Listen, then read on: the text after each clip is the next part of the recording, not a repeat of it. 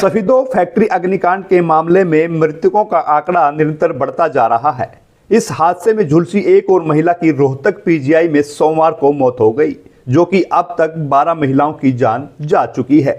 आपको बता दें कि 7 मार्च का वो काला दिन जिसने कई घरों को उजाड़ कर रख दिया। पैसे के इस लालच ने 1 दर्जन महिलाओं की जान ले ली। वहीं 4 से 5 आज भी जिंदगी के लिए मौत से लड़ रहे हैं। आखिर उनका कसूर क्या था? इस महंगाई के दौर में अपना और अपने बच्चों का पेट भरने के लिए ऐसी जगह मजदूरी करनी पड़ रही थी जहां मौत का खतरा मंडराता रहता था। लेकिन उनको क्या पता था कि जहां काम कर रहे हैं वहां कोई सेफ्टी टूल नहीं है। उस अग्निकांड हादसे में उन मां बहनों की चीखें आज भी गूंज रही हैं जो बंद गेट के पीछे जिंदा जल गई। दरअसल मामला सफीदों की भाट कॉलोनी का है, जहां एक रंग गुलाल पटाखा फैक्ट्री चल रही थी जो बिना किसी सुरक्षा के रिहायशी इलाके में थी। जहां आस पड़ोस में रहने वाले झुग्गी बस्तियों में जो अपना गुजर बसर कर रहे थे, उन लोगों की जान पर भी आफत बनी हुई थी। आपको बता दें कि इस हादसे में फैक्ट्री का मालिक एक स्थानीय पटाखा व्यापारी बताया जा रहा है, जो लगातार दिवाली का त्योहार हो या शादी के सीजन में उसमें पटाखा शॉट हर समय मौजूद रहते थे। आपको बता दें कि इस पैसे के लालच ने ऐसे मजबूर किया कि कई गांव में छोटी छोटी फैक्ट्रियां लगा दी। पटाखा बनाने के लिए महिलाओं को मजदूरी पर रखा, जिन्होंने सुबह से शाम तक पटाखा भरना, बम बनाना, गुलाल की पैकिंग करना, बस 200-300 रुपए रोज मजदूरी के बदले अपनी इस हादसे में जान गंवा दी। उस दिन एक चिंगारी लगी और पलक झपकते ही पूरी फैक्ट्री में आग की लपटों में काम कर रही महिलाएं झुलस गई, क्योंकि बाहर निकलने का रास्ता नहीं था। गेट पर ताले लगे थे, लेकिन जब तक दीवारें तोड़ी गई जब तक बहुत देर हो चुकी थी। जरा सुनिए जिला पुलिस एसपी कुलदीप सिंह ने प्रेस कॉन्फ्रेंस में क्या कहा। जो ये 7 तारीख की घटना थी, इसमें उसी दिन जो मुकदमा दर्ज हुआ था, इसमें अभी तक 3 लोगों की गिरफ्तारी हुई है। तो उसमें जिसकी ओनरशिप थी उस जो वो कारखाना बोलिए या फैक्ट्री बोलिए या गोडाउन बोलिए, जो जिसमें ये हुआ दर्दनाक घटना, उसको गिरफ्तार किया गया है। उसके अलावा 2 लोग जो एफआईआर में ही नाम है जिनका, उनको गिरफ्तार किया गया। इसके अलावा कुछ लोगों को डिटेन करके हम पूछताछ कर रहे हैं। तो उम्मीद है अगले 1 से 2 दिन में और जो आरोपी बनेंगे या जिनकी बनने की संभावना है उनको भी हम गिरफ्तार करेंगे। प्लस में इन्वेस्टिगेशन की क्वालिटी को ध्यान में रखते हुए हमने इस अनुसंधान में एक एडिशनल एसपी जीन जो हमारे यहाँ पे है सोनाक्षी, उनको एक एसआईटी बना के उसका हेड बनाया है। और डीएसपी जो सफीदो हैं और उसके अलावा वहाँ एसएचओ सीआईए इंचार्ज है, उनको उस टीम में रखा है। साथ ही इसमें क्योंकि ये बर्न का केस है, सफोकेशन वाला केस भी कह सकते हैं इसको साथ में, तो उसमें जो जुडिशियल स्टेटमेंट्स होनी चाहिए विक्टिम्स की, जैसे 10 इसमें जो है डेथ कैजुअलिटीज हो चुकी हैं, तो वो भी हमने करवाने की कोशिश की पीजीआईएमएस के अंदर में। जुडिशियल मजिस्ट्रेट से रिक्वेस्ट करके ऑफिशियल उनको ले जाया गया। हालांकि वो अनफिट फॉर स्टेटमेंट थे, वो उसमें नहीं हो पाई।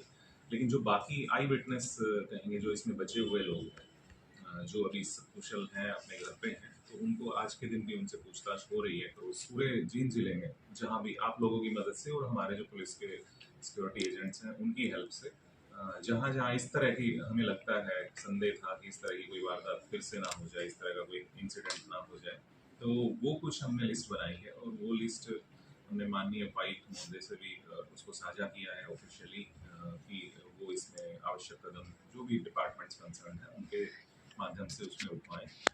तो एक ये हमने प्रोएक्टिव स्टेप इसमें लिया है। इसके अलावा इसी जो है सीक्वेंस में एक सफीदो जो सदर एरिया है वहाँ पे भी पता लगा था कि इनका जो इसमें नामित जो ये एक्यूज्ड हैं, उन्हीं द्वारा कोई गोडाउन या फैक्ट्री जो है चलाई जा रही है। तो उसको भी हमने सिविल प्रशासन की मदद से आइडेंटिफाई किया और पुलिस की अपनी कंप्लेन पे उसमें भी एक सिमिलर एफआईआर लॉन्च की है। इस प्रशासन पे बड़े सवाल उठ रहे हैं। 3 साल से अवैध ये काम चला हुआ है, लेकिन खुफिया तंत्र कहाँ था? जी, देखिए इसमें मैं यही कहूँगा कि कहीं ना कहीं जागरूकता की कमी रह जाती है। हम आम सिटीजन से, आप लोगों से भी, आपको बुरा न लगे तो यही विनती करेंगे, कोशिश ये रहेगी कि आपकी भी समय समय पर कोई इनपुट मिले तो जो है प्रशासन और मजबूती से काम करेगा। हालांकि प्रशासन जांच कर रहा है। कई दूसरी फैक्ट्रियां भी सील की गई है। जिस फैक्ट्री में अग्निकांड हादसा हुआ उसके मालिकों को हिरासत में भी ले लिया गया है, लेकिन सवाल वही पुराना है, कब तक गरीब औरतों की जान पटाखों की चिंगारी में उड़ेगी? कब तक लालच के लिए गेट बंद रखे जाएंगे? कब तक अवैध फैक्ट्रियां चलती रहेंगी और मुआवजा सिर्फ कागजों पर ही मिलेगा? ये सिर्फ आग नहीं है, ये लापरवाही की वो हत्या है जिससे परिवार उजड़ गए, बच्चे अनाथ हो गए, माए हमेशा के लिए सो गई, लेकिन उस परिवार को दर्द मिल गया। इसका जिम्मेदार आखिर किसे माना जाए?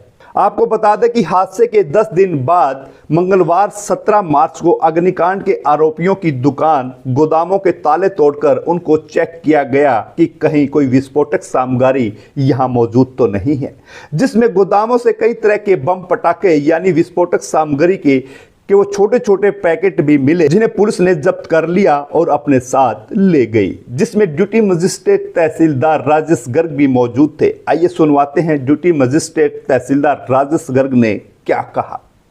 जो मिलेगा पदार्थ उसको लेकर जाया जाएगा। आरोपियों को भी साथ में ला गया, पुलिस वालों को पता है आरोपियों का। नहीं, आरोपी तो गिरफ्तार, 4 आरोपी गिरफ्तार है। तो सर अभी तक काफी गोदाम बताए जा रहे हैं इनके जो आरोपी हैं कि कई जगह इनके गलियों में, कॉलोनियों में, कई जगह गोदाम चल रहा है अभियान। कितने गोदाम आपके? अभी 3-4 में हमने मारा छापा, अभी कार्रवाई चल ही रही है। तो किस तरह की सामग्री मिली है?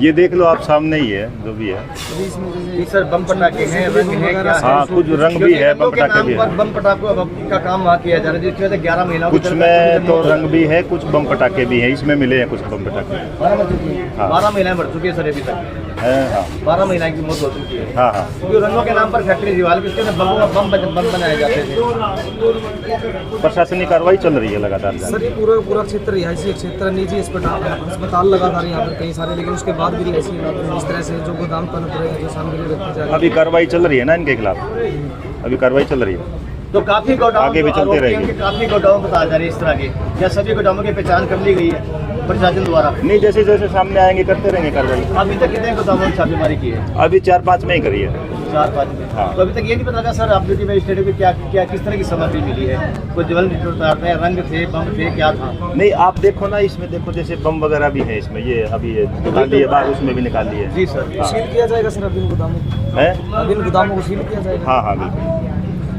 अब सवाल उठ रहे हैं कि जब रिहायशी इलाकों में इस तरह की फैक्ट्रियां चल रही थी तो प्रशासन क्या कर रहा था?